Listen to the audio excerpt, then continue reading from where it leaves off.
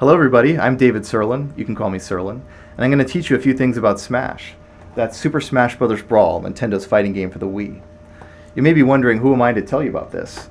I'm a national tournament champion in Street Fighter. I'm also the lead designer and balancer of Capcom's Street Fighter HD Remix and Puzzle Fighter HD Remix, as well as Congregate.com's Kongai and my own card game called Yomi. I also help run the Evolution Fighting Game Tournament Series.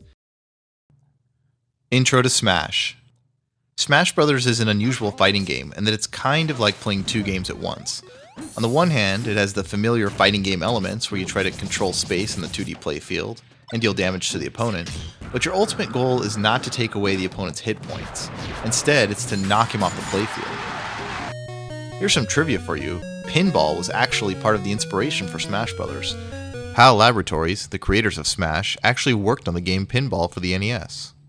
You can see that influence with all the emphasis on knocking your opponents through the air, bouncing them off platforms, and each other.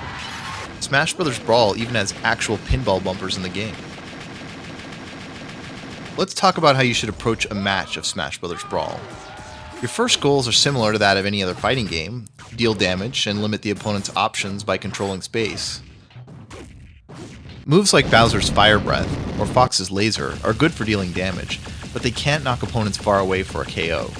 So eventually you'll have to switch gears and try to land a move that will knock the opponent as far as possible. If you try to use a big knockback move earlier when the opponent is hardly damaged, he won't fly back that far and he'll probably be able to recover.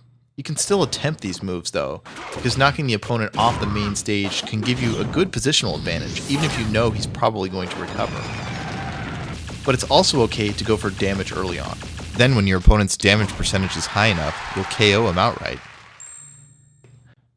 Remember, damage is nice, but knocking your opponent really far when he's at a high damage percentage is what gets you the KO. Let's look at the game with some red rectangles overlaid that highlight the parts of the playfield you control. Controlling space is a key aspect of all fighting games, so be aware of how your moves let you stake out territory. Here's some examples. Pikachu's lightning attack is very good at controlling space above him, though it is limited by platforms above him.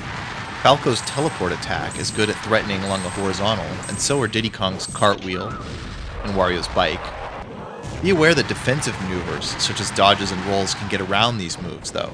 Watch how Falco avoids Wario's bike, and how Wario avoids Falco's teleport attack and then retaliates. Sometimes items and final smashes let you control an enormous amount of the playfield, so take full advantage of them when you can. Look at the madness that can happen with Pokeballs and assist trophies, for example. Remember that your enemy has to avoid all this stuff while you're safe from it. Fox's final smash monopolizes most of the playfield and it's really deadly. Ice Climber's final smash makes most of the playfield dangerous to enemies, but still safe to the Ice Climbers. And Pit's final smash fills up the air with allies, and that really limits the opponent's options for movement. The best kind of control, though, is when the opponent is off to the side of the stage and he's trying to get back. He has to care about getting back to safety, so control the space around the ledge and make it as hard as possible for him to recover. Remember, damage is nice, but knocking an opponent really far when he's at a high damage percentage is what gets you the KO.